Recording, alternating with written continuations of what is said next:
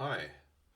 So I just played the last session a few hours ago, and I'm a bit tired in the head, but I just couldn't stop thinking about this, about what to do next. And I thought that um, because now I'm out here in the lodge, right? I think I traveled this way. I think it's here, 11:05 maybe. I have to check. Hex 511, yeah. Okay, so it is 511. Here's the lodge where I am now. I just looted the room and found a lot of cool stuff. The Zweihander, all the stuff on Bartholomew's corpse, and the chests and nightstands and whatnot. And then I've been looking at the price list in Knave. It's not that comprehensive, which is a good thing and a bad thing. Because I looked into my good old trusty old school essentials book. It has a price list and it's more differentiated. So stuff costs maybe 2 gold or 1 gold or 3 gold. In Knave, it's simplified, so it says common items found in any settlement: rope, torch, saw, arrow, quiver, etc. 5 coin. And then it also says all costs are in coins. C. 10C is the wage for a day of unskilled labor. And I think normally in old school essentials and other OSR games, 1 gold is the wage for 1 day's unskilled labor. So the prices in old school essentials should be multiplied by 10 then. But it doesn't always add up, and I think I'll just stick to Knave. And that's because it's more simple, it's good, but the bad thing about it is it only has a few examples. So luckily, Bartholomew here, the corpse, he has a bear trap, and it says here uncommon items found in towns or cities: lantern, bear trap, etc. So it was, yeah, it names it names the bear trap as one of the examples. That's what I wanted to say, and also the lantern, which is on the night bedside table. So that's also 20 coin. Otherwise, you have to be the judge yourself. Like a bear pelt, I don't know. I thought it was 20 because it's uncommon. 300 feet of twine. Is it common? Is it uncommon? I think it might be uncommon because it's more fine than a saw or an arrow. Those are more simple items. Twine needs some kind of production technology, but it's hard to determine. And the other thing I couldn't find in Knave or in old school essentials is the price of magic items, and I think it's because they have to be individually determined by the GM, and that's a bit difficult, I think. So I tried to put prices on everything but the icon and the spell book and the Zweihander. No, actually I did the Zweihander, I think. Where did I write it? Oh yeah, 170. Because in the Dark Souls, I saw in the Dark Souls book, a normal longsword was 300 souls in that. Because the coinage in Dark Souls is souls. And then I looked into the Knave book, and a sword, a one-handed weapon, is 50 coin. So I had to divide the 300 by 6 to get the price in Knave coin. And the Zweihander was 650, so I divided it by 6, and that's like 110, and it It's almost like the two-handed weapon in Knave, which has 100 coin. So it was just a little bit more, but I thought it was a bit too cheap. So I just added, I took the 100 and I added one of these dice and it rolled a 70. So it's 170. So I have prices on most of it, but now the issue is it's way too much. I want to get it home to my room, my stash, where I also have other stuff. And what I should do if I were to play it by Knave procedures, I should travel one hex at a time, roll the hazard die to see if I've come across any encounter. If there's an encounter, I have to roll up which encounter and the distance and everything. And I have to do that for every hex. And I have to make camp on my way, because I have to sleep and stuff, and then I can travel on. And that might be fun, maybe in a group, or maybe some other day. I might think it would be fun, but I don't think that right now, because I would just feel bogged down. So what I'm gonna do is instead that it's more like in a movie. So now there's a montage scene, and I will use Mythic for that.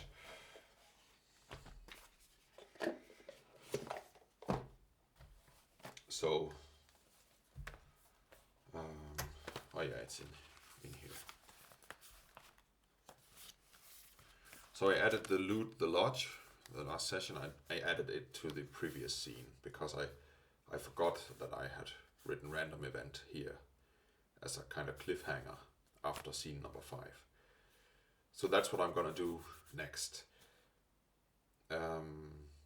So the looting was a part of this scene. And I still wasn't in the Chaos Factor 6. Doesn't matter. I'll just keep it that way. But I would say my expectation is that I'm gonna travel back. I'm not hurt. I still have 12 hit points. I might as well rest in this cabin if I wanted to. And I would travel back the next day. And I would get some help.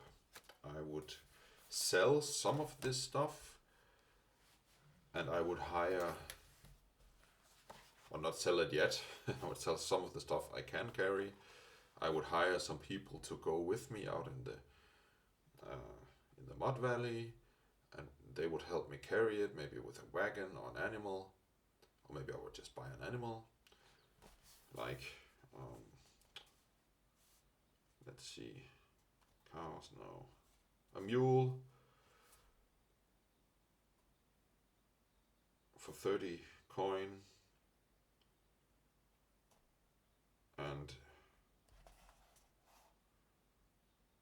I would just hire some people. I don't have that much experience with the hiring of retainers and stuff. I would have to look into that. It's a lot of bookkeeping. I would hire them, then go back to the lodge, get them to carry the stuff back to the town, sell it, get the XP. Because I didn't find a lot of gold, I found a lot of items, and I think it's fun to find different items and sell them. It's kind of like doing one of those TV shows about antique markets. They go to these second-hand markets and antique stores, and they buy all kinds of old stuff, and then they sell it at an auction. And then the excitement is about how much do they get for this old couch, or this old table, or this old lamp, or whatever.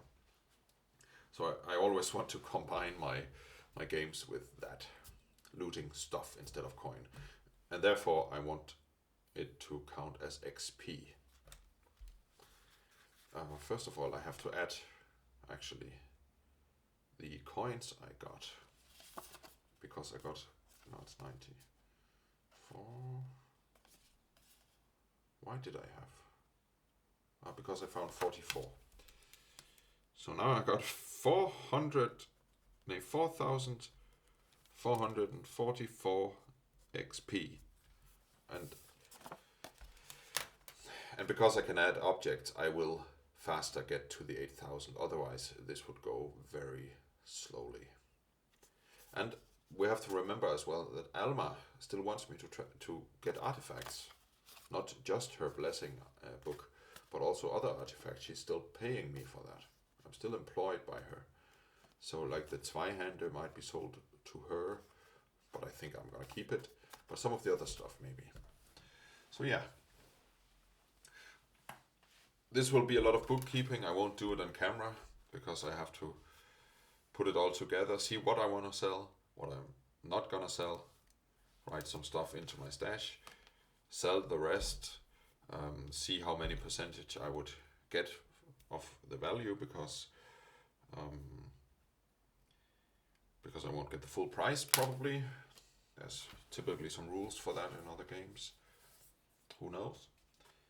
So that's a lot of traveling and bookkeeping and calculations and stuff like that. So it's a montage. We're seeing him sleeping in the cabin.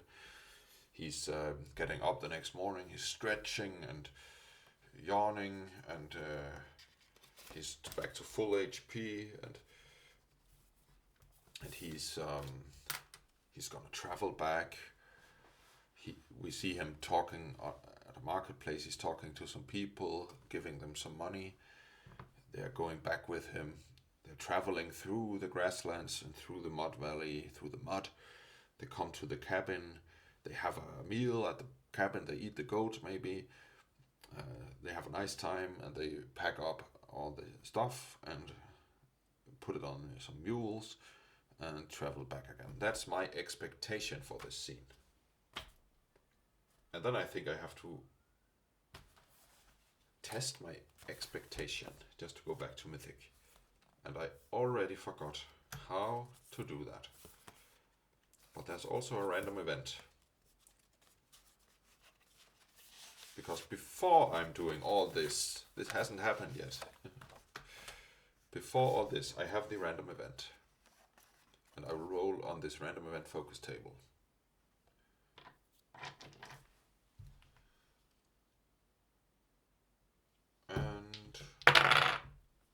It's 86 to 100 current context. Okay, current context. Let's see what that means.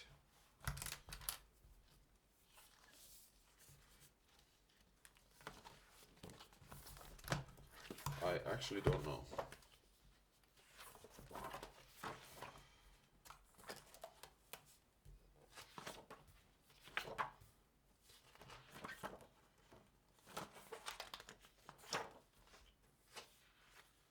Scene adjustment table, what's that?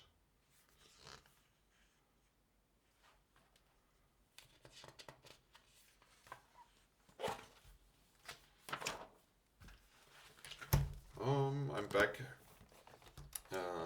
back at the favorite activity,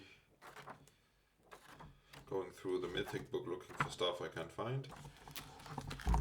Man, this is...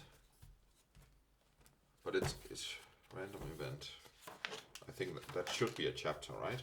Scenes. Making a big scene, preparing lists, threads and character lists, scene structure. The first scene, expected scenes. Testing the expected scene.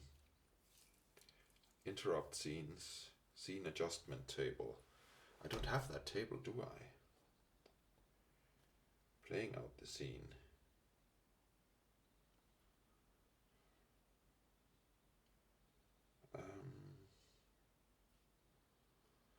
I'm going to the testing the expected scene then.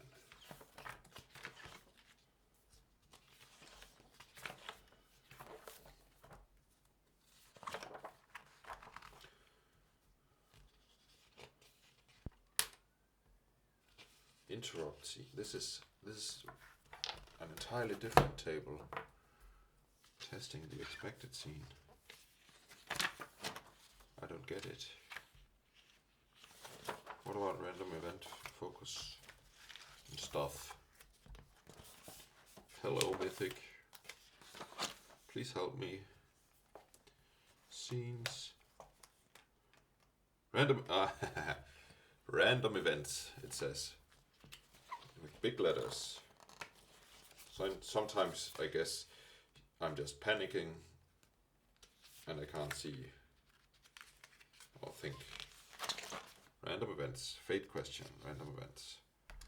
interrupts random scene random events. I think it's the interrupts.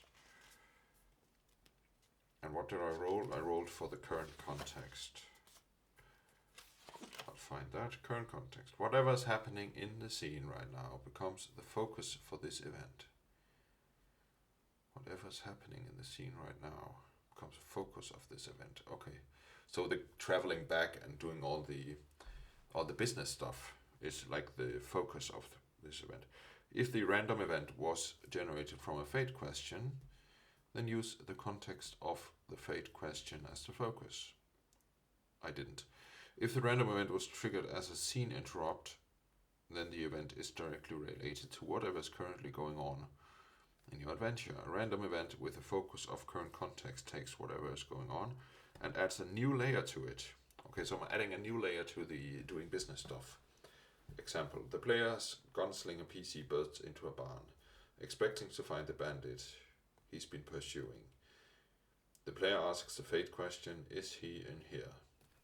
Mythic comes back with a no and a random event. The event focus comes back with current context. The player thought this might be a big moment in the adventure, capturing the bandit.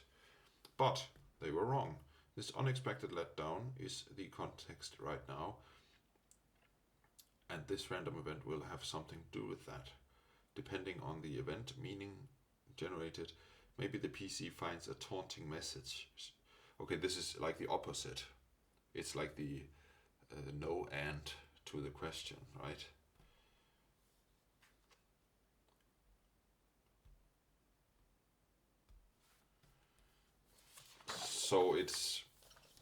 So I have to add another layer to this doing business stuff. That's actually quite interesting. I'll ask a meaning table just to see. Adventure tone, animal action, no.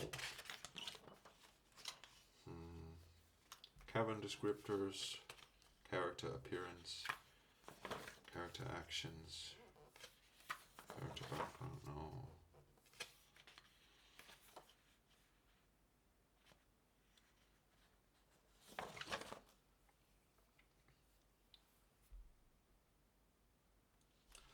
I think I'll just roll on meaning tables and interpret it. Just like that. Where's the normal meaning table, please? Oh man. Meaning, not a descriptor, but an action. So I interpreted it the way that something positive happens. Like the thing he expects is to do a good trade and business. And this will add to it, so it's kind of a positive thing. 81. Ruin. 58. Needs. Ruin needs. What does that mean? First I thought ruin is like he finds a ruin, but it's a verb, so something is ruined. And the needs, what's the needs?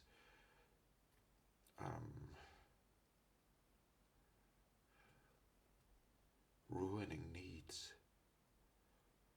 His needs are ruined, but that's not positive. He ruins the needs. Needs. Okay, so this lodge is it belonged to Bartholomew Quilland, but he was also, as we know, as our character doesn't know, he's also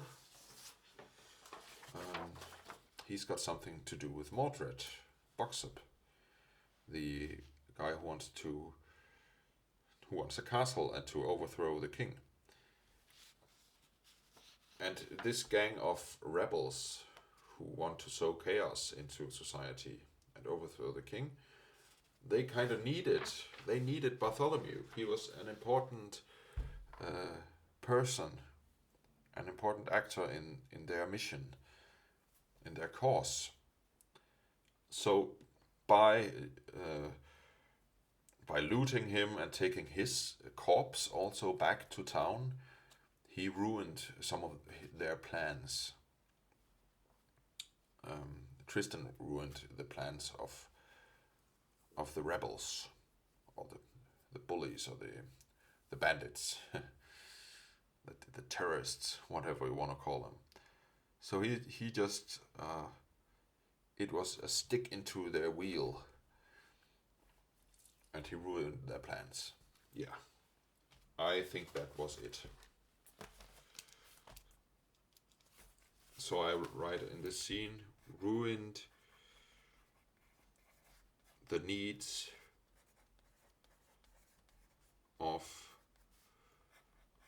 the bandits by looting Bart's stuff and taking Bart's corpse back to the city of Ribe.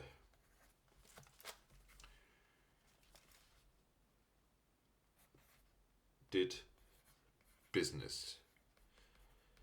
So all the business, all the selling and bookkeeping I won't do on camera. I'll just do it and tell you about it later, I think. And now I got this automatic random event in between here after scene 5. I was in control, so the chaos factor goes down to 5. And then I would also normally, I think, take this expectation of the business scene and test that expectation, but that doesn't really make sense when we already have one random event, I think. It just gets too cumbersome, right? So yeah, we have all blanks from now on, a lot of new scenes to come. So I solved this, which would have been very cumbersome and complicated and traveling procedures and stuff like that. So now all the stuff I just told happened. He went back, he sold a lot of stuff, he stashed the rest into his room at Alma the Frail's house, gave her some of the magic items for her collection, did all that kind of stuff. Bartholomew was given to the authorities, the corpse of him. He was probably buried outside the town somewhere, or burned. I don't know what they do with criminals. And yeah, so now he's back in town. He still has this mission, and I think next time he's going to investigate how we can find Madin, if someone's heard of him, and stuff like that. So thanks for watching this very short episode. Bye.